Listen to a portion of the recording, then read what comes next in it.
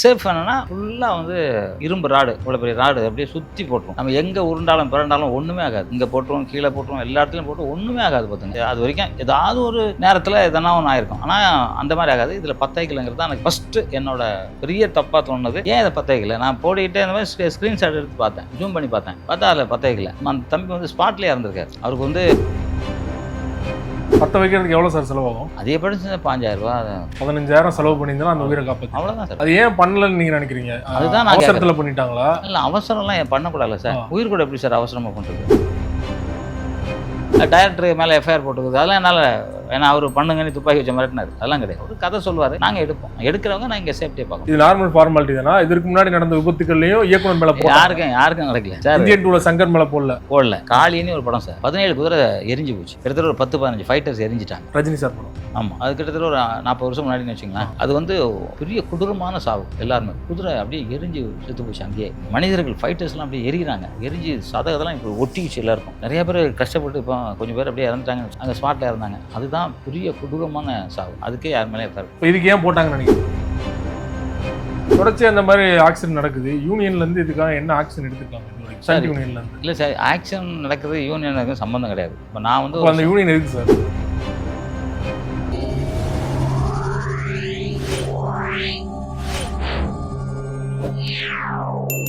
வணக்கம் மாஸ்டர். வணக்கம் சார், நல்லா இருக்கீங்களா? நல்லா இருக்கேன். நீங்கள் எப்படி இருக்கீங்க?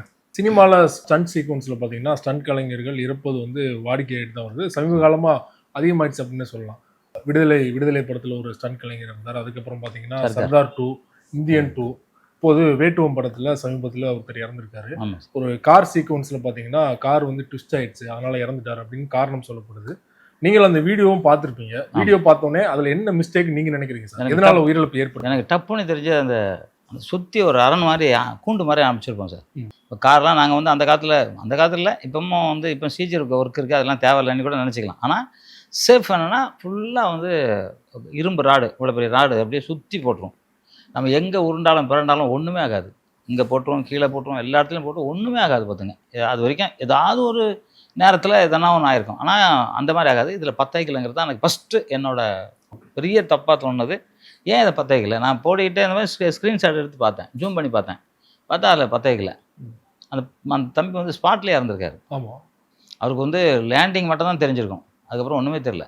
ஸ்பாட் இருந்து அது வந்து தப்பாக எனக்கு தோணுச்சு. ஓகே, நான் தான் சொன்னேன் எல்லார்ட்டையும், இது வந்து தப்பாக இருக்கா, ஏன் இப்படி பண்ணாங்க அப்படின்னு கேட்டேன். தப்புனா அது யார் சரி பண்ணியிருக்கணும்? ஸ்டண்ட் மாஸ்டர் பண்ணியிருக்கணுமா, இல்லை ப்ரொடக்ஷன் சைடில் பண்ணியிருக்கணுமா, டேரக்டர் பண்ணியிருக்கணும்? மாஸ்டர் தான் பண்ணியிருக்கணும். மாஸ்டரு ஸ்டண்ட் அதில் பண்ணுற கேரக்டர் நடிகர், அது ஸ்டண்ட் நடிகர் அவருக்கும் தெரியும்ல, அது சேஃப்டி இல்லைன்னு தெரியும்ல. என்னதான் இப்போ வந்து சார், இப்போ பலூன் இருக்குது எல்லா கார்லேயுமே, அது வந்து பழைய ஸ்கார்பியோ, அதில் இல்லை. இப்போ இல்லைங்கும் போது நம்ம சேஃப் நமக்கு முக்கியம் இல்லை சார். இப்போ நான்லாம் வந்து பண்ணும்போது ஒரு 6 நாள் அங்கே போய் உட்காந்துருப்பேன். 10 வைக்கிறது ஸ்ட்ராங்காக இருக்கா அப்படிலாம் நான் பார்ப்பேன். எதனா ஒன்று சும்மா 10 தம்மியாக 10 விட்டு எதனா ஒன்று ஆயிடுச்சுன்னா என்ன பண்ணுறது? அதனால் அதை நம்ம உட்காந்து பார்த்து, ஏன்னா வெறும் ஒரு அப்போல்லாம் எங்களுக்கு 1000 சில்லற ரூபா, இப்போ வந்து ஒரு 5000 ரூபா இல்லைனா 10,000 ரூபா வச்சுக்கலாம், அவ்வளோதான். இதுக்காக உயிரை கொடுக்க முடியும். 10 வைக்கிறதுக்கு எவ்வளோ சார் செலவாகும்? அதிகபட்சம் 5000 ரூபா, 15,000 செலவு பண்ணியிருந்தா அந்த உயிரை காப்பாற்று. அவ்வளோதான் சார். அது ஏன் பண்ணலன்னு நீங்கள் நினைக்கிறீங்க? அதுதான் நான் அவசரத்தில் பண்ணிட்டாங்களா? இல்லை, அவசரம்லாம் பண்ணக்கூடாதுல்ல சார். உயிர் கூட எப்படி சார் அவசரமாக பண்ணுறது? இது வந்து என்ன, தண்ணியில் அடிச்சுட்டு போகிறான், அவசரமாக எப்படியா போட்டு காப்பாற்றணும் அப்படிங்கிறதுல எதுவும் ஷார்ட் தண்ணி கிடையாது, நாளைக்கு எடுக்கலாம்ல, ஒன்றும் பிரச்சனை இல்லை. அது வந்து 10 வைக்கலாங்கிறது என்னால் ஜீர்ணிக்க முடியல. என்னால் இன்னும் அதை ஜீர்ணிக்க முடியல. மோகன்ராஜ் சார் பார்த்தீங்கன்னா அவருமே வந்து புது ஆள் கிடையாது. ஆமாம், பல எவ்வளோ நிறைய அப்செட் பண்ணியிருக்காரு, நிறைய கார் ஜம்ப் பண்ணியிருக்காரு. அவருக்கும் ஏன்னு தெரியல. எனக்கு தெரிஞ்சு இந்த கார் ட்விஸ்டாக இருந்ததுனால தான் அது மாதிரி ஆக்சிடென்ட் ஆகிடுச்சுன்னு நினைக்கிறேன். ஆக்சுவலாக அந்த கார் இப்படி வருது, இது மேலே போகுது, மேலே போய் அந்த பக்கம் போய் லேண்ட் ஆகிற மாதிரி இருக்கும்னு நினைக்கிறேன். கதைப்படி நம்மளாம் ஒரு ஃபைட் மாஸ்டராக. ஆனால் ஏறும்போது அது ட்விஸ்ட் ஆகிடுச்சு, கொஞ்சம் மிஸ் ஆகிடுச்சு. ட்விஸ்ட் ஆனவுடனே அவர் வந்து கரெக்டாக வந்து தரையில் குத்துனதுனால அந்த ஸ்டீரிங் வந்து அடித்து அந்த ஸ்பாட்லேயே நெஞ்சு உள்ளே போய் அடிச்சிருக்கு. இப்போ இது வந்தால் தெரியும், இப்போ ரிப்போர்ட் வந்தால் தெரியும்னு நினைக்கிறேன். அதுதான் நான் நினைக்கிறேன். ஏன்னா அந்த இது கொஞ்சம் தவிர்த்துருக்கலாம் அப்படின்னு தோணுது. ஏன்னா அந்த குழந்தைங்களுக்கு அப்பா போயிட்டார், அந்த மனைவிக்கு வீட்டுக்காரர் போயிட்டார். எப்படி நினச்சி பாருங்கள், எவ்வளோ பெரிய சோகமான விஷயம் இல்லையா? காலையில் ஷூட்டிங் போயிட்டு வரேன்னு போனோமா எப்படி இருக்கும்?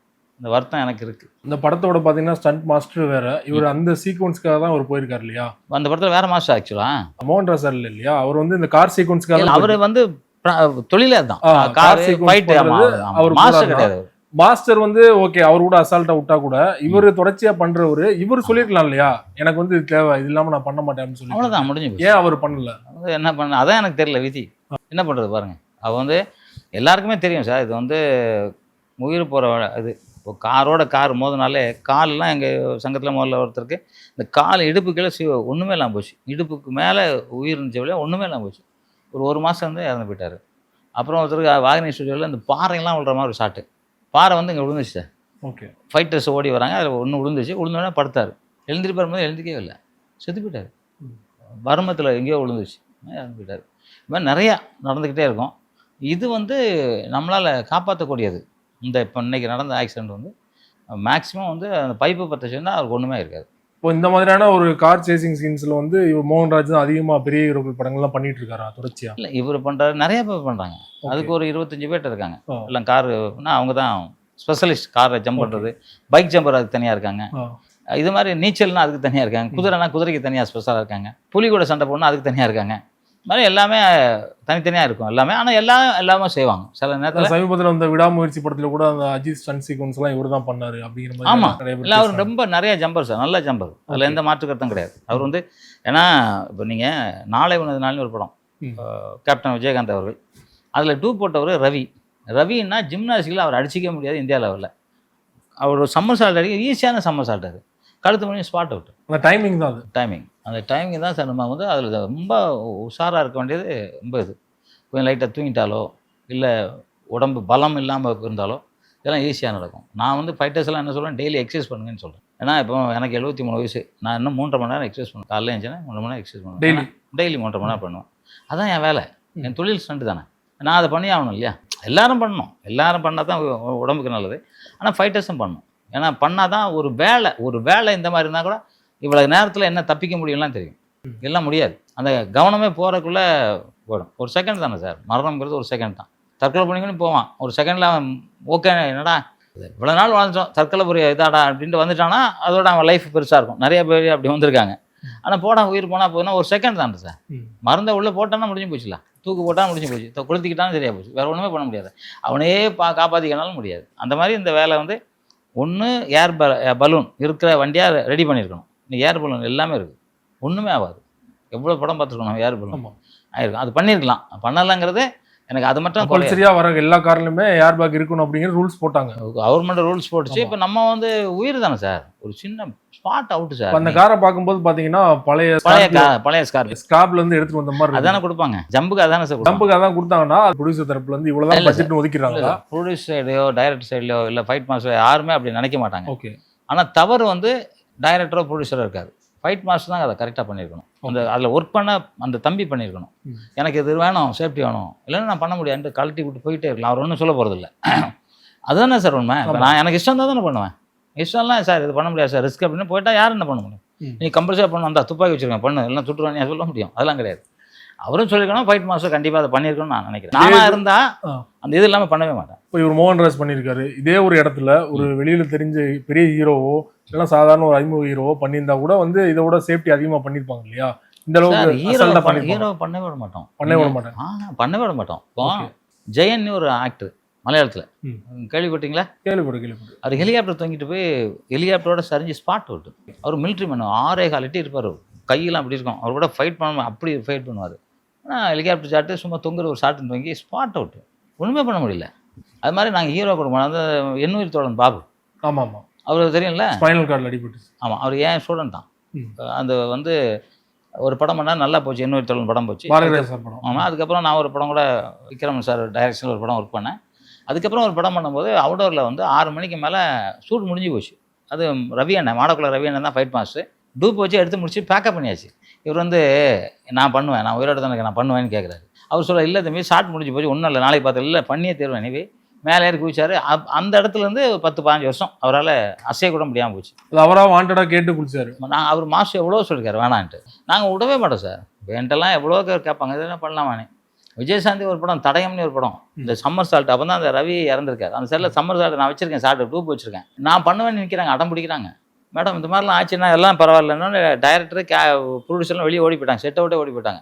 இப்போ நான் சொன்னேன், நான் வந்து கீழே படுத்துக்கிறேன், ஒரு வேளை நீங்கள் தப்பியாக தான் நான் பிடிப்பேன் ஓகேன்னு சொல்லி அப்புறம் ஒத்துக்கிட்டு தான் பண்ணால். நான் பண்ணிட்டுருக்கோம். அவர் பகவதியில் விஜய் சார் பைக் ஜம்ப் பண்ண சொன்னேன். அவர் வந்து லைட்டாக சும்மா அங்கேருந்து அப்படி ஒரு அந்த லீடுக்காக அவர் வந்து பண்ணார். லேண்டம் பண்ணாரு, லீடம் பண்ணார் அவர். ஓகே. அதுக்கப்புறம் நான் ஒரு ஷார்ட் டூப் போட்டு எடுத்தேன். அந்த மாதிரி தான் நம்ம எடுப்போம். ஹீரோவெல்லாம் அப்படி பண்ண வைக்கவே மாட்டோம், எந்த இடத்துலையும் பண்ண மாட்டோம். ஒருவேளை பண்ணியிருந்தால் இந்த அளவு ஃபாலோ பண்ண மாட்டோம், இதை விட அதிகமான செலவானாலும் பரவாயில்லன்னு சொல்லிட்டு ஏர் பேக் உள்ள காரு நீங்க சொன்ன இதெல்லாம் பண்ணியிருப்பாங்க இல்லையா சார்?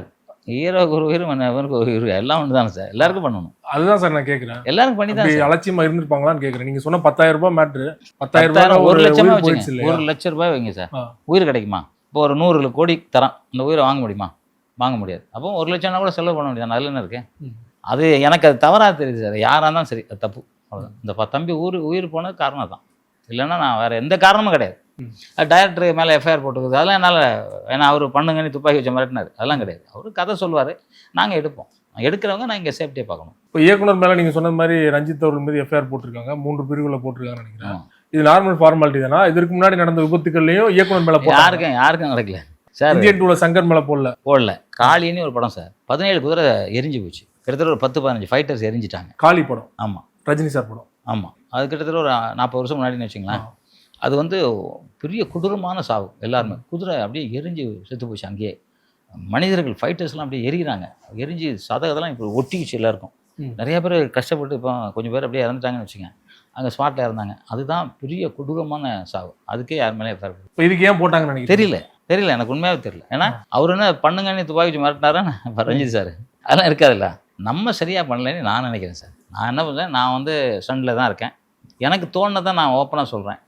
அந்த இடத்துல பைப் பற்ற வச்சுருந்தாலும் ஏர் பேக் வச்சுருந்தாலும் ஒன்றும் ஆகிருக்காது, அவ்வளோதான். ஒரு இது சாதாரணமாக அதை போயிருக்கோம். இவ்வளோ பெருசாக வந்த காரணம் அது பண்ணாத தவறுன்னு நான் நினைக்கிறேன். ஏன்னா நீங்கள் பாருங்கள், எடுத்து பாருங்கள், ஸ்க்ரீன்ஷாட் எடுத்து பாருங்கள், அந்த பையன் செத்து விழுந்து கிடக்குறான். இதில் ஒரு பக்கத்தில் ஒரு பைப் இல்லை, ஒரு ஏர் பேக் இல்லை. என்ன சார் உயிர், என்ன சார் அவ்வளோ மட்டமானது உயிராக? ஒரு ஃபைட்டர்ஸ்னால் எவ்வளோ கஷ்டம் சார், எவ்வளோ அவங்க பாடுபட்டு கஷ்டப்பட்டு இந்த அளவுக்கு வந்திருப்பான். அவங்க வீட்டுக்கு என்ன நினைப்பாங்க நீங்கள் நினச்சி பாருங்கள்.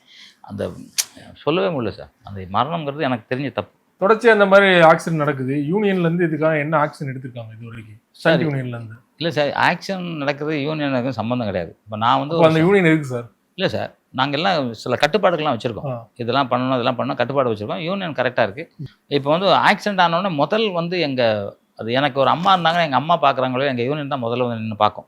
அதில் உள்ள உறுப்பினர்கள் தான் முதல்ல துடிப்பாங்க, அதுக்கப்புறம் தான் அவங்க வீட்டுக்கே போகும், அந்த மாதிரி துடிப்பாங்க. அந்த மாதிரி யூனியன் வந்து அடிபட்டுச்சு, வேறு வழி இல்லைங்க, அவருக்கு நிறைய உதவிகள் பண்ணுவோம். அவங்க குடும்பம் வந்து ஒரு 30 வருஷம் 40 வருஷம் கஷ்டமே இல்லாத அளவுக்கு உதவி பண்ணிடுவோம். அந்த அளவுக்கு எல்லா ஹெல்ப் பண்ணுவோம். அவங்க பையன் ஒரு வேலைனா அங்கே வந்து சேர்த்துக்கும், எல்லாமே அந்த மாதிரி பண்ணிவிடுவோம். அதில் வந்து எங்கள் ஸ்டண்ட் யூனியன் வந்து எங்கள் ஸ்டண்ட் யூனியன் நிகர் வேறு எந்த யூனியனுமே இல்லை என்னை பொறுத்த வரைக்கும். எல்லாருக்கும் தான் அந்த மாதிரி பண்ணுற யூனியனு. ஆனால் இது வந்து மாஸ்டர் நீங்க சொல்றது எல்லாமே வந்து இறந்ததுக்கு அப்புறம் ஒரு விபத்துக்கு அப்புறம் நடக்கிறது நீங்க சொல்றீங்க. இல்ல சார், நடக்காம இருக்கிறது தான் சார் பைப்பு பத்தைக்கணும்னு சொல்றோம். இப்போ எங்க யூனியன் தானே அது பைப் பத்தைக்கணும்னு சொல்லியிருக்காங்கல்ல. இந்த காலம் வரைக்கும் பைப் பத்தைச்சிட்டு தான் இருக்கும். இப்போ ஏர் பேக் வந்துச்சு, சரி எல்லாம் சிஜியில் எடுக்கலாம்ல. ஒரு ஹீரோ நீங்க கேட்டீங்களா, ஹீரோ பண்ணணும் அப்படின்னா சிஜியில் பண்ணலாமா? இன்னைக்கு என்ன சார், ஒரு குரங்கு நல்லா நடிக்குது சார், குரங்கு அப்படியே அது அந்த ஹெலிகாப்டர் அங்கேருந்து போகிறத பிடிச்சிலாம் தூக்கி அடிக்க முடியுமா? அதுக்கு சிஜி தானே. அதே பண்ணும்போது இது பண்ண முடியாது சார், சாதாரண விஷயம் தானே சார். அதான் ஜாக்கி சான், நான் வந்து ஒரு படம் வந்து ஹிந்தி படத்துக்கு மைசூர் போயிருந்தேன். அப்போ ஜாக்கி சான் வந்து ஒரு படம் வந்தார். அவர் கேட்டது என்னென்னா, எங்கிட்ட கேட்டது, நீ ஏன் இவ்வளோ கஷ்டப்படுறீங்க? நாங்களாம் அப்படி கஷ்டப்பட மாட்டோம், நாங்கள் பிளானிங் தான் எல்லாமே. நீங்கள் எவ்வளோ நாள் ஒரு ஷூட்டிங் எடுப்பீங்கன்னா, நமக்கு வந்து 50 நாள் எல்லாம் எடுப்பாங்க. அவர் சொல்ல 28 நாள் தான், ஃபுல் ஆக்ஷன் கூட 28 நாள் தான் அவருக்கு. ஏன்னா பேப்பர் இருக்குது, எந்த விதம் ரிஸ்க் இருக்காது. நான் வந்து அந்த ஒரு படத்தில் சொன்ன அந்த கார் இப்படி திரும்பி அப்படி சந்துக்குள்ளே போகும்ல, அதுக்கு என்ன கஷ்டப்பட்டோன்னு சொல்லி காமிச்சார் என்கிட்ட. அப்போ தான் நினைக்கிறேன் அவங்க என்ன மாதிரி பண்ணுறாங்க. என்னென்னா அவங்க உலக பிஸ்னஸ், நமக்கு ஒன்லி தமிழ்நாடு மட்டும்தான். அதுவும் இப்போ திருட்டு சீட்டில் படம் பார்க்குறாங்களே வெளியே, தேட்டரில் வந்து யாரும் பார்க்குறதில்ல, ஏன்னு தெரியல. ரசிக்கிறாங்க, ரசிகர்லாம் எல்லாமே வந்து ஹீரோ தெய்வமாக கொண்டாடுறாங்க. ஆனால் எப்படியோ திருத்தனமாக படம் பார்க்கணுன்னு ஆசைப்பட்றாங்க, நேரில் வந்து பார்க்கல, ஏன்னே தெரியல, எதுக்குன்னே தெரியல. அரசு தரப்புல இருந்து இதுக்கு என்ன மாதிரியான நடவடிக்கை எடுப்பாங்க? ஏதாவது நிவாரணத்தோட முடிச்சிருப்பாங்களா, இல்லைன்னா நிவாரணம் கூட கொடுக்கும்? அரசு எங்களுக்குலாம் கொடுத்ததா இல்லையே, கொடுக்கல இது வரைக்கும் யாருக்கும் கொடுக்கல. அரசு எங்களை வந்து அந்த இதிலேயே சேர்த்துக்கலன்னு நினைக்கிறேன். என்ன காரணம் நினைக்கிறீங்க? தெரியல, நாங்கள் ஒரு ஓட்டு போடலணும், இல்லை தெரியல. ஏன்னா நாங்களும் மனுஷன் தானே, எங்கள் ஃபைட்டர்ஸும் உயிர் தானே. ஏதாவது சாராயம் குடிச்சு சாவரங்களாம் காசு கொடுக்குறாங்க சார். இவன் தான் தொழிலுக்காக போகிறான், கொடுக்கணும், அரசாங்கம் கொடுக்கணும் சார், எங்களை ஊக்குவிக்கணும். அது வந்து இது வந்து நடக்காத அளவுக்கு பண்ணணும், அவங்களும் பண்ணணும். யூனியன்லேருந்து முறையீட்டும் கொடுக்கலையா, இல்லை யூனியன்லேருந்து கேட்கவே? நாங்கள் எல்லாம் கேட்ப தானே செய்வோம் சார். இன்சூரன்ஸ் கிடையாது சார் எங்களுக்கு. அது அரசாங்கம் நாங்கள் ரொம்ப நாளாக கேட்டுக்கிட்டு இருக்கோம், இன்சூரன்ஸ் பண்ணி கொடுங்க, இன்சூரன்ஸ் கிடையாது.